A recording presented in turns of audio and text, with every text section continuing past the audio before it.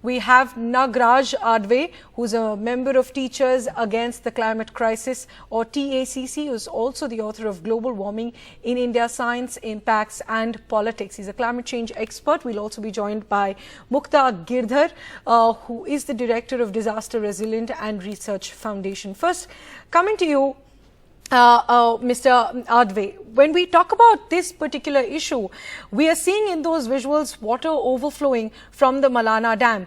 Currently, the officials there are saying that the water is below the danger mark of 30 cusecs. But given that the water has started overflowing and there is a rain orange alert for the next 3 days, does this create a threat for that area?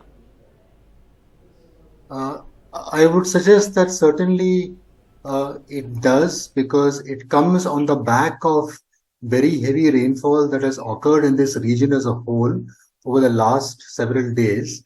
And so what that does is that it already saturates sinks, where water can subside, go into the ground, groundwater, fields are oversaturated, wetlands are oversaturated, etc.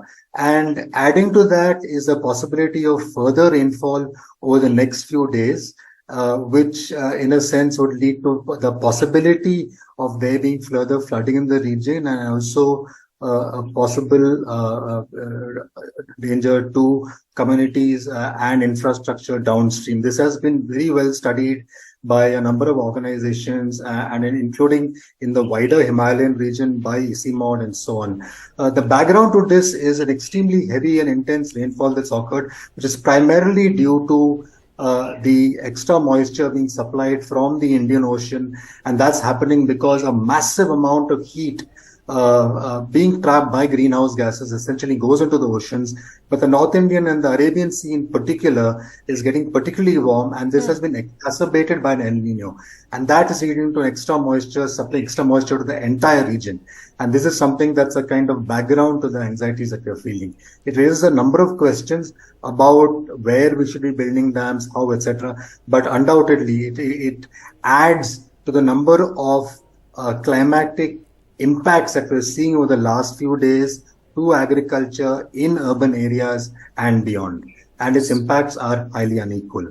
Right, so it does, it is a cause of concern, and it does raise an alarm, as you've mentioned. And you mentioned the point about this raises the larger issue of where and how our dams need to be built.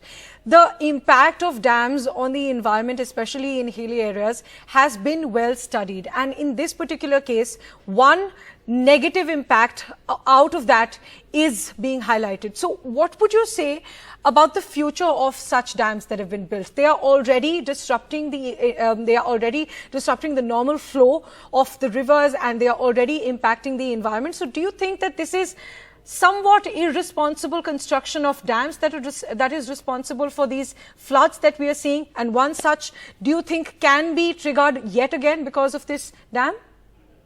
Well, you see, this issue of dams and where they are being built across the Himalaya was a concern that was raised some years ago very well by the Ravi Chopra committee report in the context of Uttarakhand and beyond.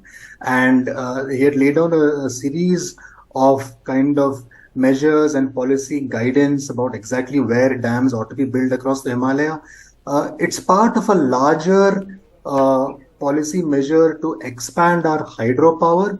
And that seems to be happening across the Himalayan range for a number of years. But it's something that we should be doing extremely carefully. It should not be done above a particular altitude. There's a possibility. We've seen already hydropower stations being damaged a couple of years ago in an extreme event that took place. So there's something for which I think a lot of flags have already been raised about exactly where we need to. And on top of that, mind you, this is not going to stop here. We are going to have more extreme rainfall going forward. This is something that just happened this year, but it's not just this year. I mean, something that with climate change setting in, we're talking about the foreseeable future. And therefore, one needs to build dams extremely carefully in this context, certainly. Yes. So, Mr. Nagraj, what do you mean by building dams carefully? We have seen that just in the floods this year, close to 100 people have died in just Himachal Pradesh. So do you think that this has been happening over the years? Year after year, we see a similar situation in the hill state. So do you think, would you say that no lessons have been learned when it comes to construction in the hill state? And what would you suggest as an alternative to these dams? Well, the way in which at least government, both in terms of its policy documents and in terms of the actual implementation of dam projects across the Himalaya, not just in the western states and the northern states, but also in the eastern states, mind you, and this is an extremely fragile ecosystem. So it's indicative of the fact that yes, the lessons have not been learned.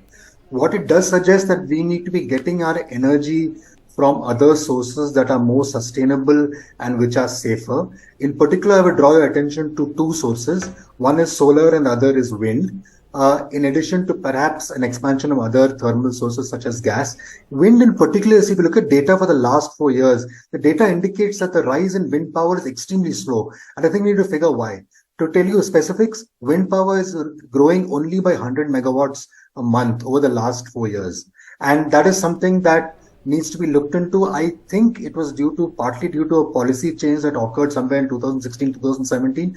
So these are actually alternative sources that I think we need to tap first rather than tap sources that have more potential dangers and so on. And in those, I would include both nuclear and large hydro. Let's look at smaller projects, smaller hydro projects. Let's look at decentralized solar. Let's look at larger solar. Let's try to explore wind. Let's look at biomass. I mean, there are some people who've talked about the way in which we need to change agricultural residue and transfer that into energy.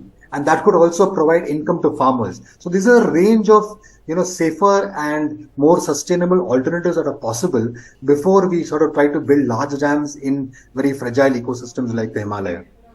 Right. So those are, you've mentioned that lessons have not been learned and there are lessons for the future that need to be highlighted. Mukta Girdhar is also with us. And Ms. Mukta, when we talk about the current situation, what's happening in Malana right now, this dam is overflowing. We've seen already in the floods close to 100 people have died. Do you think if this overflow continues, that could create a threat for another flood-like situation there in that area of Kullu? Of course, if the flow is continue, the flood situation will rise. But I think we can take some preventive measures to control this flood. Maybe there is some regulation to release of water based on the capacity of dam, and we can even prevent these water before it reaches to a particular height.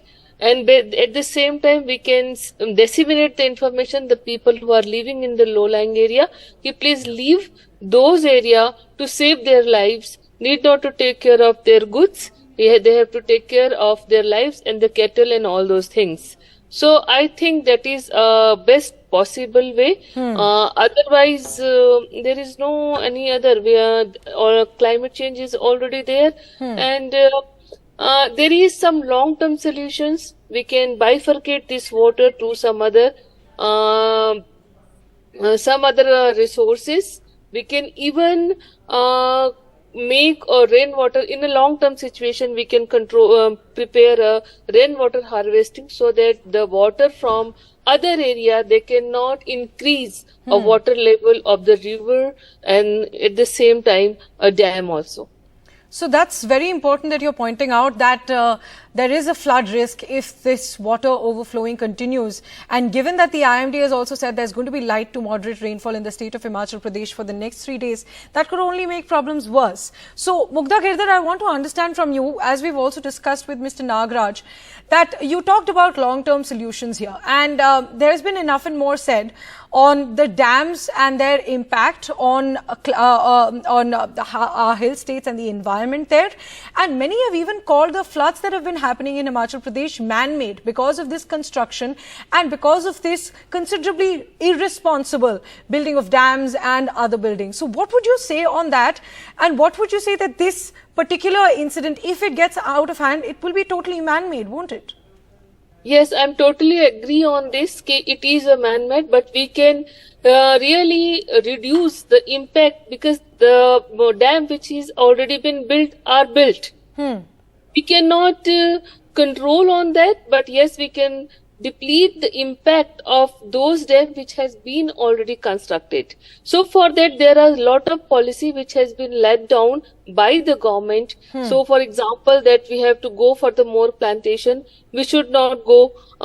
We have to provide the livelihood of people who have been already displaced from such places. And now restricting people to go on Himachal or the pilgrimage. And everyone who will be there, they have to be restricted and they have to be registered already. So there are so many preventive measures which we need to take care. Right, And so at the same time, I have already told you that we have to be very, very careful where to restore water and from how depth it has to be and from where to release. Right. So And currently at the the same time, priority needs to be resetting on also. evacuation so that people don't get affected. Then we need to focus on the long-term solution so it doesn't happen again. Mr. Nagraj, you had a point.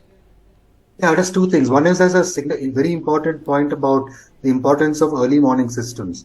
And there also are sort of known studies of community-based early warning systems so that communities downstream are warned in advance.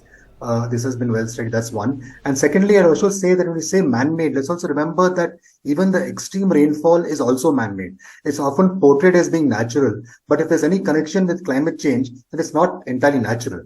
I mean, it's as man-made as any other sort of structure or a problem, right? And that's something that is essentially due to the anthropogenic addition of greenhouse gases into the atmosphere. And the main cause, let's not forget, the main issue here is excess rainfall.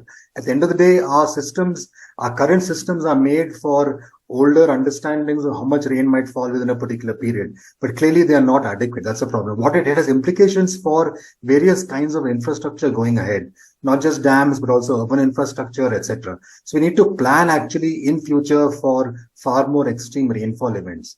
And also realize the fact that its impacts are being felt primarily on people like farmers, urban poor, and so on. It's an extremely unequal kind of impact. So we need to actually plan way ahead, and see how, yeah. I mean, there's much more to say, much more can be said about it, yes.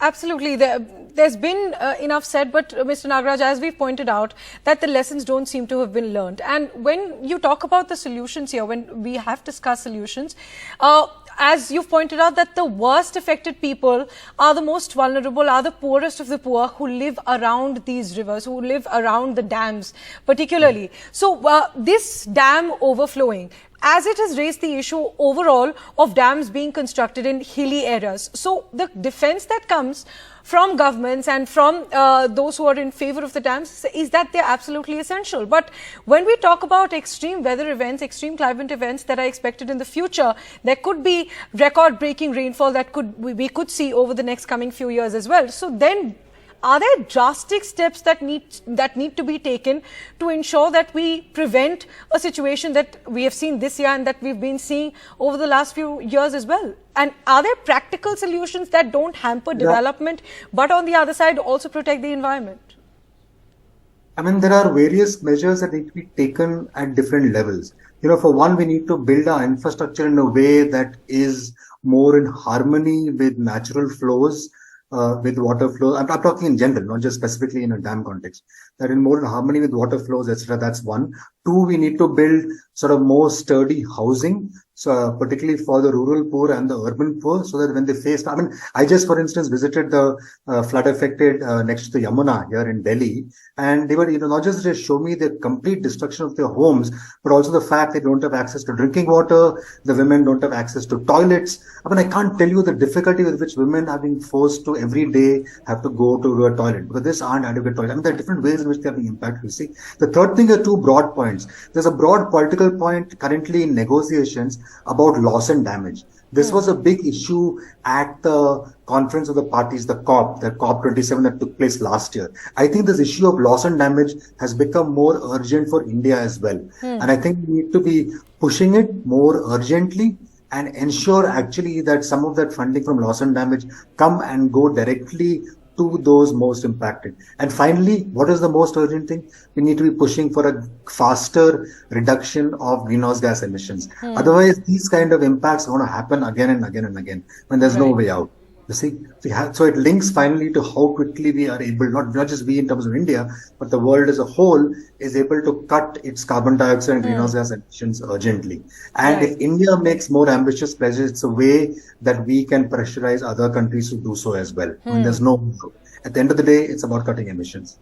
Right. So at the end of the day, we have to focus on these. There has to be a sustained focus on these long-term It solutions. has to be at different levels. That's my point. Yes. Right, right. But at this moment, let's hope that this overflowing water is controlled there in Malana and there's no flood-like situation. As Mukta Girdhar has pointed out, that if this continues, this could create a very concerning situation for the people there who are living in Kulu. Thanks very much, Ms. Mukta and Mr. Nagraj for joining us.